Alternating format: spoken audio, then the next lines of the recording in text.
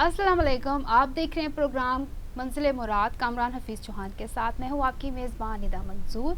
हमारे साथ स्टूडियो में आज मौजूद हैं एडवोकेट इंजीनियर कामरान हफीज़ चौहान साहब, जो कि चेयरमैन है मंजिल मुराद पार्टी के। Sir welcome to studio.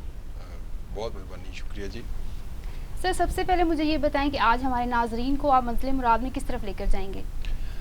बहुत मेहरबानी, थैंक यू। असल में मंजिल मुराद से जो बुनियाद है वो ये है कि पाकिस्तान का असल रास्ता क्या होना चाहिए, सही। किस तरफ चल कर पाकिस्तान हमारी नस्लों के लिए एक बेहतर मुल्क बन सकता है, और हम जा किस तरफ रहे हैं, क्या खामियां हैं इस वक्त निज़ाम में जिसकी वजह से वो नताइज नहीं बरामद हो रहे जो हमें असल में दरकार है। सही। तो मैं अपने हर प्रोग्राम में गो के पिछले प्रोग्राम में मैं बहुत तफसील से अपने बारे में बता चुका हूँ और मंजिल मुराद की भी बेसिक्स बता चुका हूँ, लेकिन नाज़रीन की सहूलत के लिए जिन्होंने पिछला प्रोग्राम ना देखा हो, मैं अपने हर प्रोग्राम में इब्तिदान इसकी जो बेसिक गुजारिशात ज़रूर पेश करूँगा। मंजिल मुराद पार्टी जो है ये इसका जो सबसे पहला हमारा मंशूर है वो है अल्लाह अकबर। और हम जो कुछ भी करेंगे वो रब्बी खुशनुदी के लिए, और उसकी जज़ा भी हमें रब से दरकार है, बंदे से दरकार नहीं है। बिल्कुल। दूसरी बात यह है कि मेरा बिल्कुल फेयर ओपिनियन है, इस पे मैं बड़ी डिटेल से अपने पिछले प्रोग्रामों में बता भी चुका हूँ, लेकिन मैं मुख्तसरन गुजारिश करूँगा कि पाकिस्तान को जमहूरियत से बेहतर कोई तर्ज़ हुकूमत नहीं, लेकिन पाकिस्तान को जमहूरी सदारती निज़ाम दरकार है जैसा अमेरिका में है। अच्छा। उसमें तीन चीज़ें, एक यहाँ पर जब लाएँ तो इस्लाम को सुप्रीम लॉ होना चाहिए, दूसरा ये कि टू पार्टी सिस्टम नहीं होना चाहिए, और तीसरा ये कि जो मुंतखब हों और जो इंतखाब करें इनका उम्र के अलावा तालीम का तयन भी होना लाजमी है। ये उसकी बुनियादी है। और इसके साथ जो हमारे है वो ये कि पब्लिक सेक्टर को राइट साइज करने की ज़रूरत है, राइट पर्सन राइट जॉब पर प्लेस करने की ज़रूरत है, और उनकी मराद और तमाम चीज़ें मंतकी करने की ज़रूरत है ताकि मंतकी नताइज बरामद हों और वो करप्शन बाई कंपल्शन से बाहर आ जाए। ये हमारी बुनियादी हैं। इसके अलावा फिर ज़िमनी और बहुत सी चीज़ें आ जाती हैं। तो आज मैं मुनासिब समझता हूँ कि आज मैं पिछली तो सदारती तर्ज़ हुकूमत के क्या जवाज़ है और पार्लिमानी क्यों मेरी राय में एक बेहतर तर्ज़ हुकूमत नहीं है, ये तो मैं बता चुका हूँ, लेकिन आज मैं जो है मुनासिब समझूंगा कि जो पब्लिक सेक्टर है इसके ऊपर बात करूँ। गवर्नमेंट का सिस्टम जो पाकिस्तान में चल रहा है, मैं ये समझता हूँ कि पाकिस्तान के लिए, इसकी बेहतरी के लिए, इसके आइन से लेकर आखिरी कानून तक को रिविज़िट रिव्यू करने की ज़रूरत है। और इसका आइन जो है पार्लिमानी तर्ज का दुरुस्त करने, इसको ठीक करते हुए प्रेसिडेंशियल की तरफ लाने की ज़रूरत है, इसको मुख्तसर करने की ज़रूरत है, बामानी बनाने की ज़रूरत है। ये बहुत बड़ा आइन है जो जब एक चीज़ इख्तिसार से बाहर निकल जाती है ना तो वो अपनी गिरफ्त गवा देती है। इसके साथ यही हुआ है कि इसका आइन गैर ज़रूरी बढ़ा है। अच्छा। और इसने अपनी गिरफ्त को कमज़ोर किया। सही। आइन इतना इख्तिसार के साथ होना चाहिए था कि जिसको कोई भी बासानी देख पढ़ ले, और एक आम फहम शख्स भी जो है उसको आइन की बुनियाद समझ में आए। सही। आर्टिकल्स का बहुत ज़्यादा होना मुनासिब बात नहीं है। दूसरा ये कि इसकी छतरी के तले जितने कवानीन बने उन्हें दोबारा रिविज़िट करने की ज़रूरत है। अच्छा। इवन मैं तो ये समझता हूँ कि जो अंग्रेज़ कवानीन छोड़ गए, बहुत अच्छे कवानीन हैं, उन्होंने बड़ा अच्छा गवर्न भी किया, लेकिन उनको भी दोबारा रिविज़िट की ज़रूरत है। उनमें बहुत इस्लाहात दरकार है, और निज़ाम की इस्लाह के लिए जो बेसिक इंस्ट्रूमेंट है वो आपके आइन और उसके अंडर बनने वाले तमाम जुमला स्टैट्यूटरी लॉज हैं। सही। और यही निज़ाम को एक शक्ल देते हैं। इसको दोबारा बड़े मुखलसी से काबल लोगों के ज़रिए इसको दोबारा देखने की ज़रूरत है कि इसमें क्या इस्लाह दरकार। तो सर आइन में किस तरह की इस्लाह आपको लगता है कि है ज़रूरी है बहुत इस वक्त? देखिए जी, सबसे पहली बात तो ये है कि ये आइन जो है 73 का जो इस वक्त गवर्न कर रहा है, ये पार्लिमानी निज़ाम को डेमोस्ट्रेट कर रहा है। अच्छा। हमें तो सबसे पहले इसको प्रेसिडेंशियल की तरफ ले जाना है। उसकी ख़ास वजह कोई? मैंने आपको पिछले प्रोग्राम में भी बताया, दोबारा बता देता हूँ कि मेरी राय में चूँकि जमहूरियत से तो बेहतर कोई तर्ज़ हुकूमत है ही नहीं, इसके अलावा कोई बादशाहत या कोई मनारकी जो है वो एक अच्छा तर्ज़ हुकूमत नहीं है। जमहूरियत ही सबसे बेहतरीन तर्ज़ हुकूमत है, क्योंकि जमहूर कहते हैं अवाम को, اور جمہوری طرز حکومت میں جو سورس آف پاور ہے وہ عوام ہوتی ہے. ایسا ہی ہے. ٹھیک ہے. جبکہ بادشاہت میں منارکی میں یا کوئی ٹیک اوور کر لے اور وہ صدر بن کے بیٹھ جائے تو اس میں اس جمہور کا کوئی کردار نہیں ہوتا یا اس کی بیک پر جمہور نہیں ہوتا. جمہور کا مطلب ہے عوام. تو جمہوریت کی دو بڑی قسمیں ہیں. ایک کو ہم کہتے ہیں پریزیڈنشل فارم آف ڈیموکریسی, دوسرے کو ہم کہتے ہیں پارلیمنٹری فارم آف ڈیموکریسی. جو پریزیڈنشل فارم آف ڈیموکریسی ہے اس کو ہمارے قانون میں کہا جاتا ہے فادر آف ڈیموکریسی. اچھا صحیح. اور پارلیمنٹری فارم آف ڈیموکریسی کو ہمارے قانون میں کہا جاتا ہے مدر آف ڈیموکریسی. اچھا صحیح. میری رائے میں سب سے بہتر نظام وہ ہے جس میں گورنمنٹ کے جو تین اہم پیئر ہیں, مقننہ, عدلیہ اور ایگزیکٹو, ان تینوں کو ایک دوسرے سے مکمل علیحدہ ہونا چاہیے. تینوں کو اپنی اپنی جگہ پر فلی پاورڈ ہونا چاہیے اور ان میں سے ہر دو کا تیسرے پر چیک ہونا چاہیے تاکہ تیسرا اپنی لمٹس اینڈ باؤنڈریز سے باہر نہ جائے. صحیح. اور اس کو اگر سب سے خوبصورت دنیا میں فرسٹ ٹائم ڈیمونسٹریٹ کیا گیا, قرآن اور سنہ میں کوئی طرز حکومت نہیں دیا گیا. یہ کہا گیا کہ جو اسلامک اسٹیٹ ہیں وہ ظاہر بات ہے اس میں قرآن اور سنہ ہی جو ہے وہ سپریم لا کی حیثیت رکھے گا.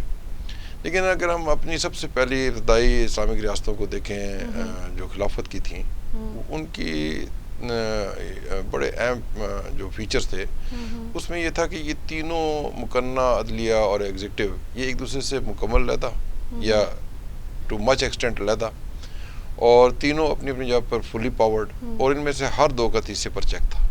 صحیح. اور اس کو میں پچھلے پروگرام میں ڈیمونسٹریٹ کر چکا ہوں کہ وہ کیسے چیک تھا ان کا.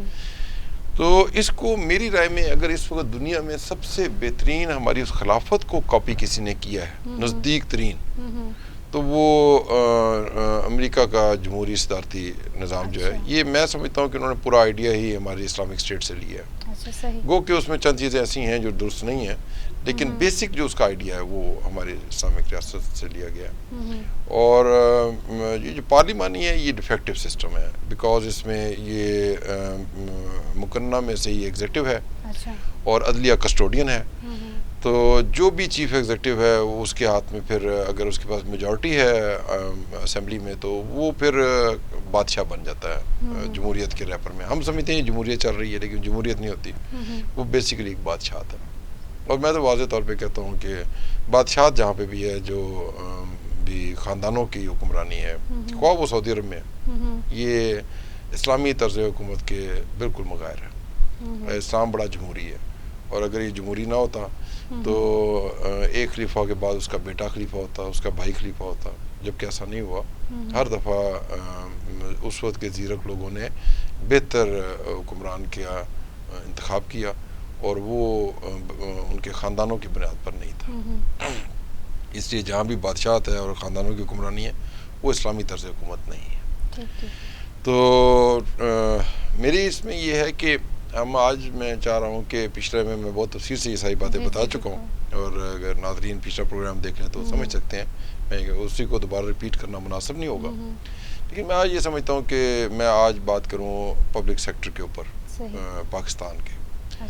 میری رائے یہ ہے کہ پاکستان کا پبلک سیکٹر بہت اوور ایکسپینڈڈ ہے, اور جن ملکوں نے ترقی کی وہاں پہ پبلک سیکٹر یعنی پبلک کے لیے میں بتا رہا ہوں کہ جو گورنمنٹ سیکٹر ہے, خواہ وہ سیمی گورنمنٹ بھی اس کے اندر شامل ہو, اس کو بہت چھوٹا ہونا چاہیے. کس طرح سے وہ اس کو تھوڑا سا کریں گے ایلیبوریٹ؟ میں آپ کو بتاتا ہوں. دیکھیں بہترین نشانی جو ہے نا وہ جسم میں ہے. بالکل. انسانی جسم کی جو تخلیق ہے نا اللہ نے خوبصورت ترین کی.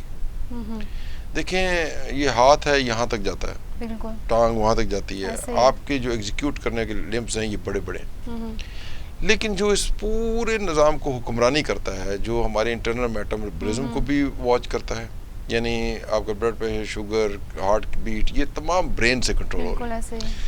آپ کے ہر انسان کی آواز کو اس نے ریکارڈ کر رکھا ہے. میرے پیچھے سے بھی کوئی آواز دے گا نا تو یہ فوراً میچ کر لے گا کہ یہ ویوز کس کی آواز سے میچ کرتی ہیں, اور فوراً بتا دے گا کہ یہ فلاں کی آواز ہے. اس قدر باریک اس کے اندر وہ کیپیبلٹیز ہیں. اسی طرح کسی بھی انسان کو دیکھ کے فوراً پہچان لے گا کہ یہ تصویر فلاں صاحب کی ہے اور یہ فلاں شخص میرے سامنے کھڑا ہے. اسی طرح سے جو جتنے بھی امیجیٹ ڈیسیژن ہیں, مثلاً یہ میرا ہاتھ گرم پہ پڑ جاتا ہے تو یہ یہاں سے سینسر صرف اطلاع دیتے ہیں کہ یہ ٹیمپریچر اس سے زیادہ ہے جو یہ جسم کی ریکوائرمنٹ سے یا جسم کے ٹیمپریچر سے، اور ایک سیکنڈ میں یہ ڈیسیژن لیتا ہے کہ اس کو فوراً ہاتھ کو اٹھا لیں. اگر ہمارا یہ ہے اس کا اس پورے یہ اسٹیٹ سمجھ لیں، یہ ساری اسٹیٹ سمجھ لیں جسم کو، اور جو کنٹرولنگ ہے اس کا وہ آپ دیکھیں گے کہ یہ گورنمنٹ ہے. ٹھیک ہے، اور یہ پورا پبلک سیکٹر ہے.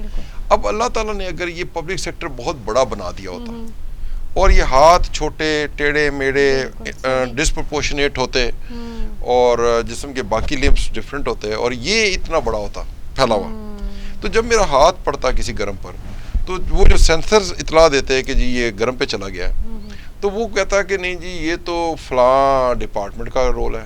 پھر اس میں وہ کہتا ہے کہ نہیں اس کے فلانے وزیر کو بھیج دو، وہاں سے وہ کہتا ہے کہ سیکٹری پاس، وہاں سے وہ کہتا ہے جی ڈپٹی سیکٹری پاس جائے گا، وہاں سے کہتا ہے نہیں SO1 کا کام ہے، SO2 کا ہے. اور جتنی دیر میں وہ سارے اپنی رپورٹ دیتے ہیں کہ نہیں جی اس پہ کمیٹی بنانی پڑے گی، اس پہ کمیٹی بن جاتی، اور کمیٹی بننے کے بعد وہ جب فیصلہ لیتے تو وہ ہاتھ تو ہوتا ہی نہ، فیصلہ اس نے کیا لینا تھا. تو بالکل اسی طرح ہمارا یہ سارا نظام ڈیولپ ہوا.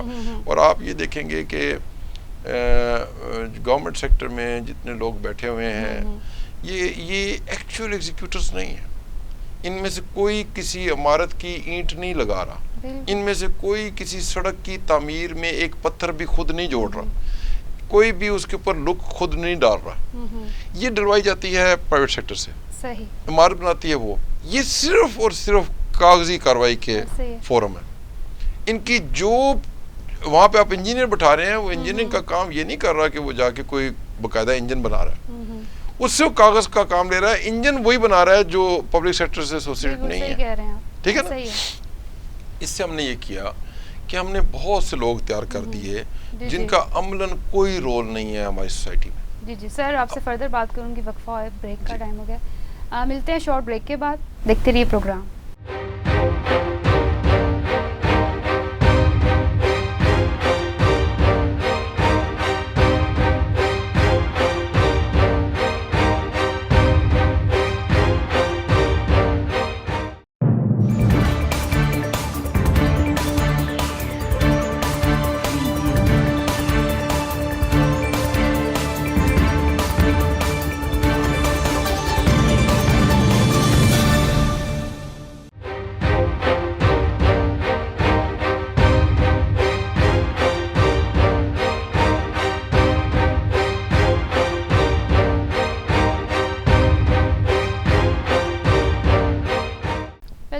آپ دیکھ رہے ہیں پروگرام منزل مراد کامران حفیظ چوہان کے ساتھ. سر آپ جو بات کر رہے تھے اس کو فردر کنٹینیو کیجیے گا. میں اس بات کو دوبارہ شروع کرتا ہوں تاکہ تسلسل قائم رہے، کہ میں یہ کہتا ہوں کہ آپ کو پبلک سیکٹر کو ریویو کرنا پڑے گا. اس سے ہمیں ضرورت کے مطابق رائٹ سائز کرنے کی ضرورت ہے. ایسا نہیں ہے کہ صرف چھوٹا ہی کرنا ہے، ہو سکتا ہے کسی جگہ پہ اس کو بڑھانے کی ضرورت ہو، لیکن ہمیں رائٹ سائز کرنے کی اشد ضرورت ہے. میں سول سروس میں رہا ہوں 26 سال سے زائد میں نے سول سروس کی ہوئی ہے، اور سول انجینئر بھی ہوں، لائر بھی ہوں.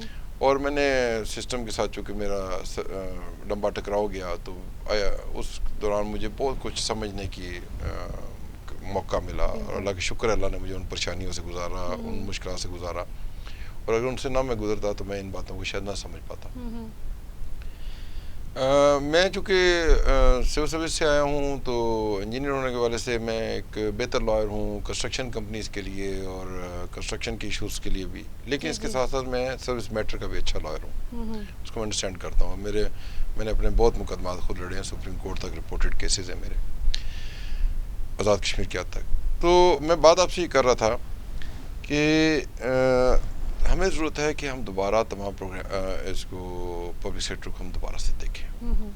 جب میں نے اسلام آباد اپنی وکالت شروع کی تو میں نے اس چیز کو جاننے کے لیے کہ کتنے سول سرونٹ ہیں اور کتنے ادارے ہیں کہ بزنس اسکوپ کو آبزرو کرنے کے لیے، تو جس وقت میں نے اداروں کا اسلام آباد کے اداروں فیڈرل کے اداروں کے لیے لسٹ نکالی تو آپ بلیو کریں کہ وہ 2 لائنوں میں کاغذ پہ 3-4 صفحوں پہ گئی، کئی 100 ادارے ہیں شاید. اور اس وقت جب میں نے چیک کیا تو اس وقت ہمارے جو امپلائیز وفاق کے تھے وہ 10 لاکھ سے زائد تھے. اب تو شاید اس سے بھی زائد ہوں، 10 لاکھ سے بھی زائد تھے. تو جس وقت میں نے یہ ساتھ دیکھا اور آپ بلیو کریں کہ اس میں متعدد ایسے گورنمنٹ اینڈ سیمی گورنمنٹ ادارے اور ایکٹ کے تحت بنے ہوئے تھے ادارے کہ جن کی کبھی افادیت کا ہمیں پتہ ہی نہیں, ان کا نام ہی ہم نے کبھی نہیں سنا. بالکل ایسے ہی ہے. اب اگر ایسے ادارے ہیں, اس کے امپلائی ہیں, ان کی تنخواہیں جا رہی ہیں, ان کے سیکرٹری ہیں, ان کے ہیڈ آف ڈپارٹمنٹ ہیں, ان کے وزیر ہیں, ان کی گاڑیاں ہیں, ان کے پیٹرول ہیں, ان کے ٹی اے ڈی ہیں, ان کے دفتر کے اخراجات ہیں, بجلی کے بل ہیں, اسٹیشنری ہے, تو یہ سارے کا سارا پبلک سیکٹر پہ لوڈ پڑا ہوا ہے.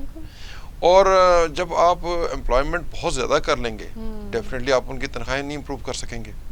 جب آپ کی تنخواہیں انڈر پیڈ رہیں گی تو وہ کرپشن بائی کمپلشن پہ مجبور ہو گئے.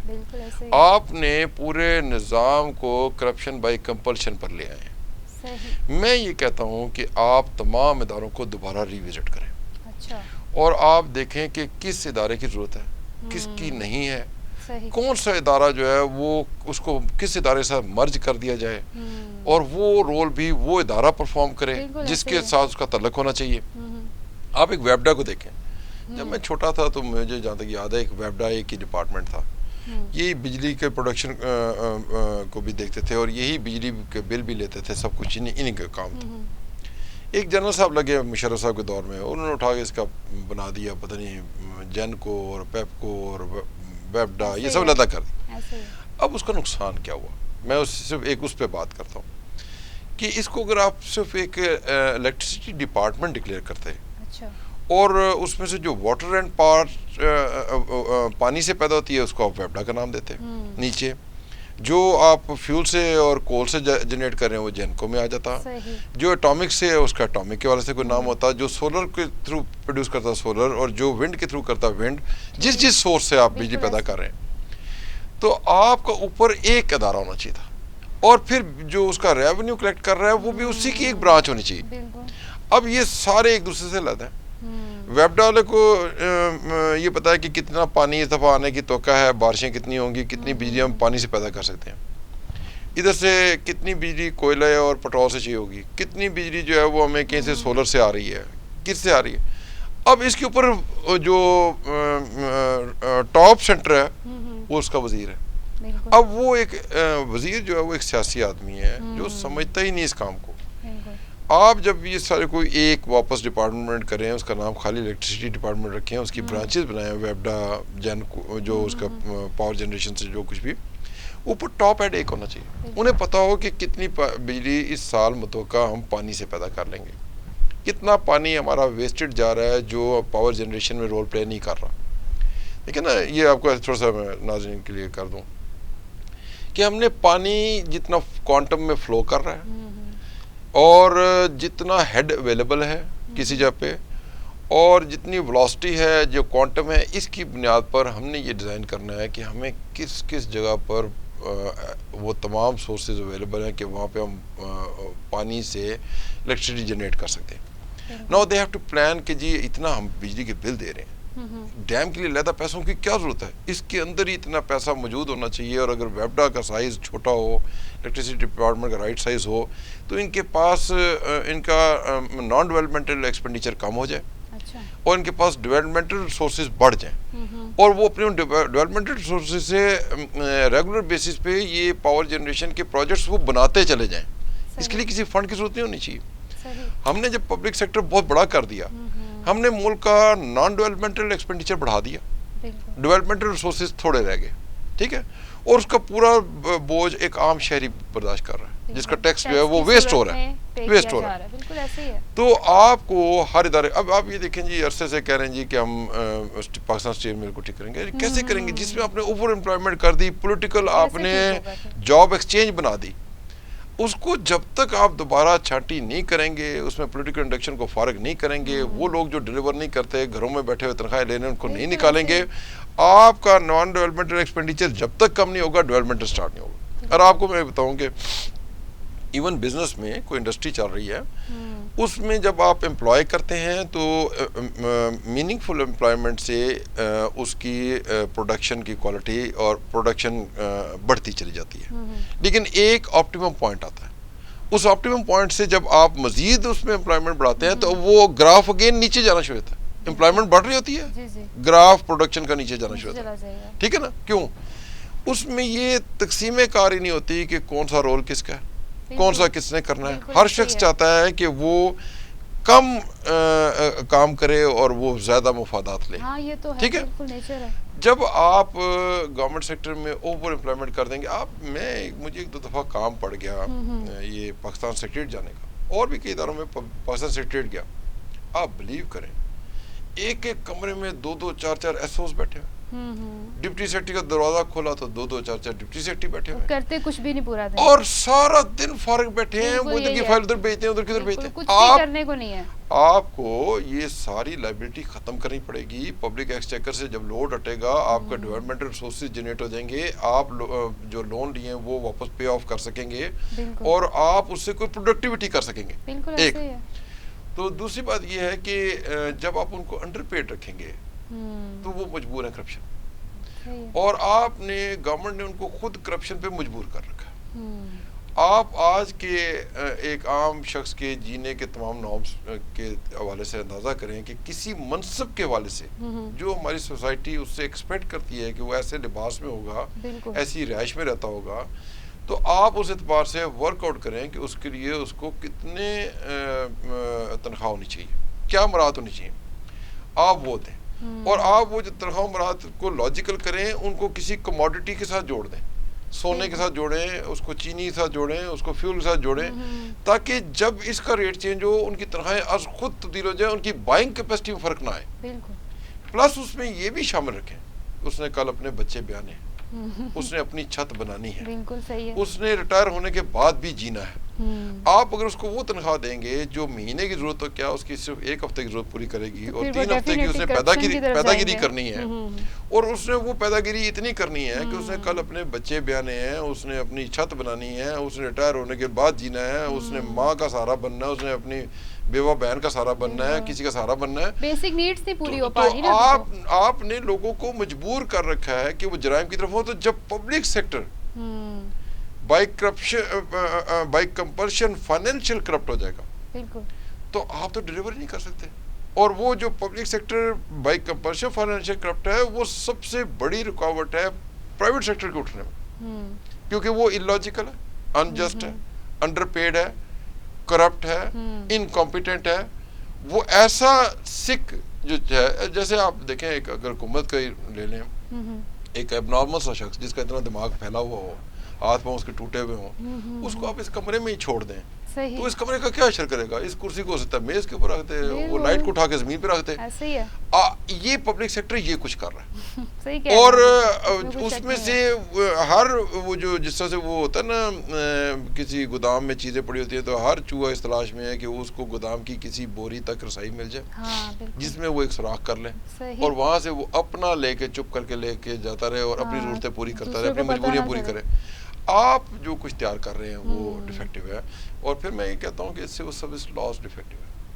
سول سروس لاز جو ہیں وہ غلامی کے قانون, اور وہ اتنا گندا غلامی کا قانون ہے کہ اس کے تحت تو آپ صرف, سچی بات میں کہوں گا کہ وہ تو شدول شاہ کے چوہے تیار کر رہے ہیں, اور شدول شاہ کے چوہے جو ہیں ان سے آپ کیا ایکسپیکٹ کرتے ہیں کہ وہ کوئی بہت بڑا ڈیلیور کر لیں گے؟ جس شخص میں کانفیڈنس نہیں ہے, جس بندے میں جرأت نہیں ہے, جس بندے میں اپنی فری ول نہیں ہے, جس بندے کو کوئی اپریسیشن نہیں ہے, جس بندے کو کوئی غلط کرنے پر واقعی ثابت ہونے پر سزا نہیں ہے, تو وہ تو ایک ابنارمل سا ایک سیٹ اپ ہے, ایک ماسٹر آپ نے چھوڑا ہوا ہے, اور وہ ماسٹر پوری سوسائٹی کی تباہی کر رہا ہے, اس کی جو مرضی وہ کر رہا ہے, پوری سوسائٹی تباہی کر رہا ہے. اور میں بتاؤں کہ والا بھی نہیں ہے نا, اوپر سے یہ دیکھیں ایسا سکھ پبلک سیکٹر سر کسی بھی حکمران کی زیر نگرانی کام کرے گا, وہ حکمران کچھ بھی ڈیلیور نہیں کر سکتا. وہ عمران خان کی طرح پند و نصائح تو کر سکتا ہے, ڈیلیور نہیں کر سکتا. بالکل. آج آپ یہ دیکھیں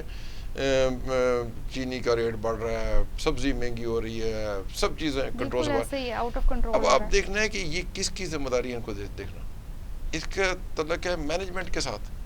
ڈی ایم جی کا کام ہے جنہوں کو دیکھنا, آپ وہاں پر اٹھا کے تو وہ اپنے چیتے لگا رہے ہیں, وہ کیا ٹائیگر کہتے ہیں, ٹائیگر فورس, ٹائیگر فورس کو لگا رہے ہیں. اب ان کو جن کو نہ قانون کا پتہ, نہ پبلک سیکٹر کو سمجھتے ہیں, نہ ان کی کوئی ٹریننگ ہے, نہ ان کی کوئی کیپیبلٹی ہے, کام تو مینجمنٹ کا نا. اب میری رائے یہ ہے, آپ آئین کو ترمیم کریں, تمام قوانین کو ترمیم کریں, آپ اس پبلک سیکٹر کو دوبارہ ری تھنک کریں. عمران خان اگر اپنے اس ٹینیور میں اتنا کر لیتا کہ یہ آئین میں جو چیزیں درکار ہیں ان میں اصلاحات لے آتے, یہ قوانین کو ریویو کر لیتے, اور یہ ایک ایک کر کے ایک ادارے کو ریویو کر لیتے, اس ادارے کی پوری بریفنگ لیں اور کمپیٹنٹ لوگوں کو بٹھائیں جو اس ادارے کو دیکھیں کہ اس کی رائٹ سائزنگ کیا درکار ہے, کون لوگ اس میں رہنے چاہیے, کون نہیں رہنے چاہیے, کتنوں کی ضرورت ہے, کتنوں کی نہیں ہے, اور جن کی ضرورت ہے ان میں وہ دوبارہ میرٹ پہ سلیکشن کر لیتے کہ جو اویلیبل ہے ان میں سے کون سا اس قابل ہے, اور کتنوں کے لیے ہمیں باہر سے کہیں سے دوبارہ نئی ریکروٹمنٹ کرنی ہے, اور لائبلٹی لوگوں کو ریموو کرنا پڑے گا. آپ جب تک لائبلٹیز کو لے کے چل رہے ہیں اور انکمپیٹنٹ لوگوں کو, اور وہ لوگ جو آئین اور قانون سے سرین ہٹ کر پبلک سیکٹر میں آئے ہیں, آئین اور قانون کی وائلیشن میں آئے ہیں, جن کی تقرریاں ابتدائی ایبونیشن وائڈ ہیں, ان کی ترقیابیاں غلط ہیں, آپ جب ان کو لے کے چلیں گے ادارے تباہ ہوں گے. سر اپنی بات تو وائنڈ اپ کیجیے گا, جلدی 2 منٹس رہ کے ہمارے پاس پروگرام ختم ہونے میں. وائنڈ اپ تو کیا کریں گے, ناظرین کو میں چاہتا ہوں کہ ان کو زیادہ سے زیادہ بتایا جا سکے. ہم ایک ایک کر کے ایک ایک ادارے پر بات کریں گے, اور ہم یہ کوشش کریں گے کہ جو باثر کو ہوتے ہیں یا حکمران ہیں یا پبلک ہے, وہ سمجھ پائے کہ فالٹ کہاں پر ہے, اور جب وہ اس کی اصلاح شروع کریں گے تو ہمیں اور ہمارے اولادوں کو ایک بہتر پاکستان مل سکے گا. میری یہ خواہش ہے منزل مراد کے اس پروگرام. ٹھیک ہے, کامران حفیظ چوہان صاحب بہت شکریہ آپ کا, آپ نے اپنی مصروف میں سے وقت نکالا ہمارے پروگرام کے لیے. ناظرین پروگرام کا وقت ختم ہوتا جاتا ہے, اپنی ہوسٹ ندا منظور کو اجازت دیجیے. اگلے پروگرام تک کے لیے دعاؤں میں یاد رکھیے گا. اللہ نگہبان.